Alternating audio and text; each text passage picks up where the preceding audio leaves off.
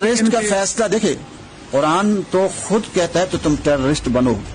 اچھا، بالکل قرآن کا حکم ہے. یہ تو آپ انکشاف کر رہے ہیں. انکشاف نہیں، آپ پڑھیں قرآن کو. مثلا کون سی آیت؟ اللہ کے دشمنوں کے خلاف ٹیررسٹ بننے کا حکم قرآن ہمیں کہتا ہے. اچھا، اور قرآن کیا کہتا ہے ٹیررسٹ بننے کا؟ اللہ کے لیکن اللہ والوں کے خلاف نہیں، نیک لوگوں کے خلاف نہیں، لیکن وہ اللہ کے دشمن ہیں. اس کا فیصلہ کیسے ہوگا سر؟ یہاں پر تو اے پی ایس میں آ کے معصوم بچوں کو آپ نے مذمت بھی بات نہیں کی. وہ آیت تو میں پیش کر دوں گا. ہاں جی. قرآن کہتا ہے وَأَعِدُّوا لَهُم مَّا اسْتَطَعْتُم مِّن قُوَّةٍ، جو تمہاری قوت ہے وہ تیار کرو. ٹھیک ہے. وَمِن رِبَاطِ الْخَيْلِ، اس زمانے میں گھوڑے تھے، آج اور چیزیں آ گئی. اور آگے کیا فرمایا؟ تُرْهِبُونَ بِهِ عَدُوَّ اللَّهِ، جو اللہ کے دشمن ہیں انہیں کیا کرو؟ ڈراؤ. اور اللہ کے دشمن کون ہیں؟ جو پوری دنیا میں طاغوت کا نظام چل رہے ہیں.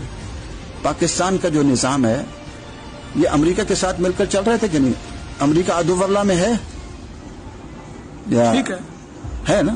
ٹھیک ہے. آپ اور یہ ہمارے یہ اتحادی کس کے تھے؟ امریکہ کے اتحادی ابھی تک بنے رہے کہ نہیں بنے رہے؟ تو اللہ کے دشمنوں کا جو اتحادی ہوگا وہ اللہ کا دشمن ہی ہوگا. اچھا، مزے کی بات ہے کہ یہ اتحادی آج سے نہیں ہے. جب سوویت یونین کو توڑنے کی بات ہوئی تھی نا، اس وقت کے اتحادی ہیں.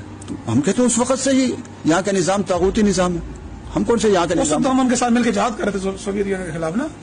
تو دیکھیے، شریعت کا حکم یہ ہے کہ اگر آپ کوئی نیک کام کر رہے ہیں اور اس میں آپ کو کوئی معاون بن رہا ہے تو اس میں کوئی حرج نہیں ہے. معاون بن رہا ہے، آپ نے اس